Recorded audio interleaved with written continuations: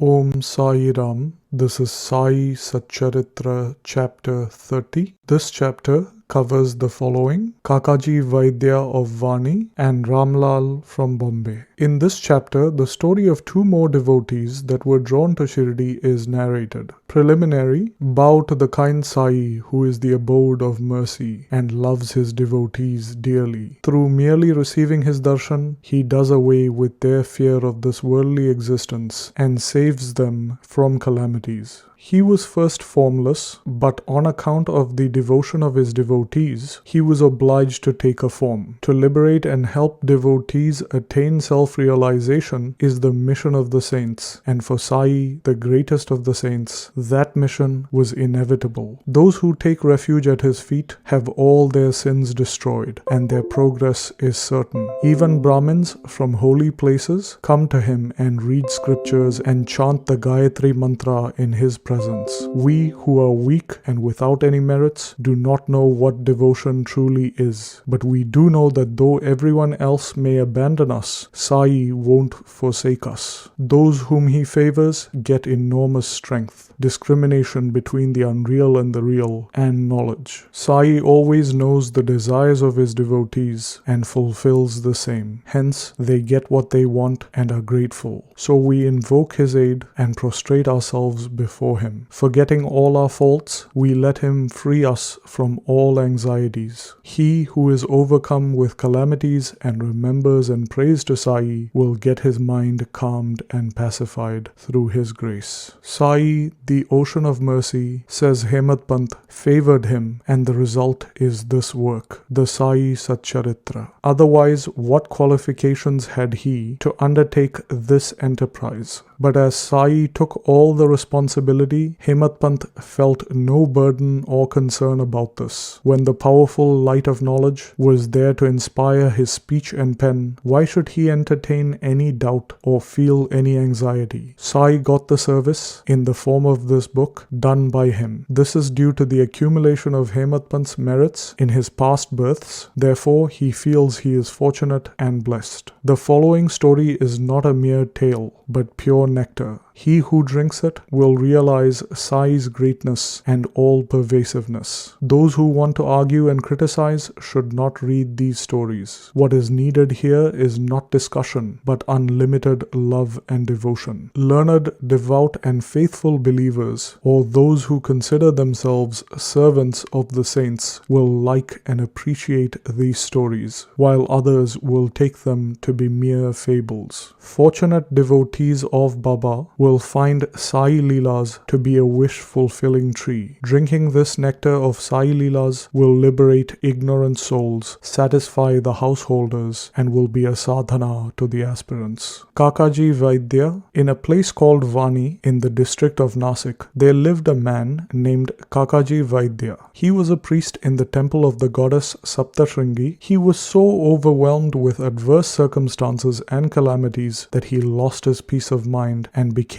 quite restless. Under such circumstances, one evening he went into the temple of the goddess and prayed unto her from the bottom of his heart and invoked her aid to free him from anxiety. The goddess was pleased with his devotion, and the same night appeared to him in his dreams and said, "You go to Baba, and then your mind will become calm and composed." Kakaji was anxious to know from her who this Baba was, but before he could get any explanation, he was awakened. Then he began to wonder who this Baba might be. After some thought, he resolved that Baba might be Triambakeshwar, that is, Lord Shiva. So he went to the holy place, Triambak, in the Nasik district and stayed there for 10 days. During this period, he bathed early in the morning, chanted the Rudra hymns, performed the Abhishekam, that is, a ritual of pouring a stream of fresh cold water over the Pindi, that is, Shiva's form, and performed other religious rites. But despite all this, he was just as restless as before. Then he returned home and again invoked the goddess pitifully. That night, she again appeared in his dreams and said, "Why did you go to Triambakeshwar in vain? I mean Shri Sai Samarth of Shirdi." The question before Kakaji now was how and when he could go to Shirdi and see Baba. If anybody is really earnest to see a saint, God fulfills his wish. In fact, the saint and God are one and the same, and and there isn't any difference between them. If anybody believes that they can go and see a saint at their own free will, that would simply be boastful. Unless the saint wills it, no one is able to go and see him. Even the leaf of a tree won't move without his bidding. The more anxious a bhakta is to visit the saint, the more quickly and effectively is his wish satisfied. He who invites anybody for a visit also arranges everything for his reception, and this happened with Kakaji too. Shama's vows. When Kakaji was thinking about visiting Shirdi, a guest came to take him to Shirdi. That person was Shama, a very close and intimate devotee of Baba. We shall now see how and why he came to Vani. Shama was severely ill when he was very young, and his mother had taken a vow to her family goddess Saptashringi at Vani. She vowed that if her son recovered, she would bring and dedicate him at her feet. After a few years, the mother herself suffered a severe bout of ringworms on her breasts. At that time, she again made another vow to her deity that if she recovered, she would offer the goddess 2 silver breasts. These 2 vows remained unfulfilled. At her deathbed, she called her son Shama and drew his attention to the vows. And after making him promise that he would fulfill the vows, she breathed her last. After some time, Shama forgot about these vows, and thus 30 years elapsed. At about this time, a famous astrologer had come to Shirdi and stayed there for a month. His predictions in the case of Bapusaheb Booty and others came true, and everybody was satisfied. Shama's younger brother, Bapaji, consulted him and was told that his mother's vows, which his elder brother had promised to fulfill, were not yet fulfilled. Hence, the goddess was not pleased with them and was thus bringing troubles upon them. Bapaji told his brother Shama, who was then reminded of the unfulfilled vows. Shama believed any further delay would be dangerous, so he called a goldsmith and got a pair of silver breasts prepared. Then he went to the masjid, prostrated himself before Baba, and placed before him the 2 silver breasts. He requested Baba to accept them and free him from the vows, as he believed Sai was his Saptashringi goddess incarnate. Then Baba insisted that Shama go in person to the temple of Saptashringi and offer them at the feet of the goddess. Then after taking Baba's permission and Udi, he left for Vani and came to Kakaji's house. Kakaji was then very anxious to visit Baba, and Shama went there to see him at that very moment. What a truly divine miracle this was. Kakaji asked him who he was and whence he had come. On learning that he was from Shirdi, Kakaji at once embraced Shama. He was so overpowered with love. Then they talked about Sai Leelas, and after finishing the rites of Shama's vows, they both left for Shirdi. On reaching the place, Kakaji went to the masjid and fell at Baba's feet. His eyes were soon filled with tears, and his mind attained calmness instantly. Just as the vision of the goddess had suggested, as soon as he saw Baba, his mind lost all its restlessness and it became calm and composed. Kakaji began to wonder, what a wonderful power this is. Baba said nothing, there were no questions or answers, no benediction was pronounced, and the mere darshana itself was so conducive to happiness. The restlessness of my mind disappeared simply by receiving darshan, and the consciousness of joy came upon me. This is what is called the greatness of darshan. His vision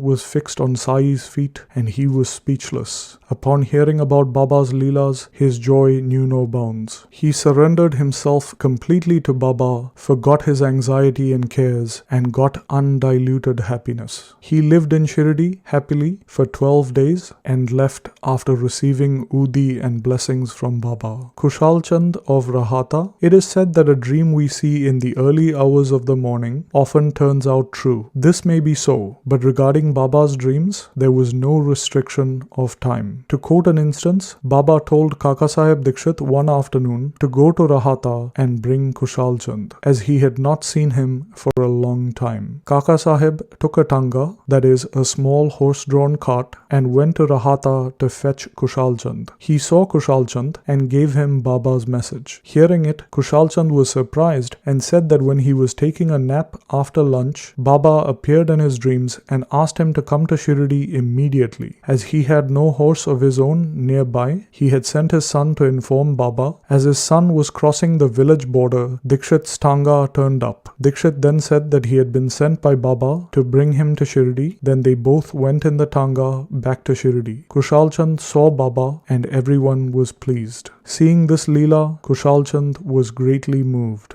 Ramlal from Bombay. Once, a gentleman from Bombay named Ramlal had a dream in which Baba appeared and asked him to come and see him. Baba appeared to him as a saint, but Ramlal did not know who this saint was or where he lived. He wanted to meet the saint, but as he did not know who this saint was, he had no idea what to do. But he who calls anybody for a meeting also makes the necessary arrangements for the same. This is exactly what happened in this case. That very afternoon, when he was walking on the street, he saw a picture of a saint in a shop. The saint he saw in the picture looked exactly like the saint in his dream. Upon making inquiries, he came to know that the picture was of Sai Baba of Shirdi. Shortly afterwards, he went to Shirdi and stayed there till his death. In this way, Baba brought his devotees to Shirdi for darshan and satisfied their wants and desires. Bow to Shri Sai, peace be to all. And this brings us to the end of Sai Satcharitra chapter 30.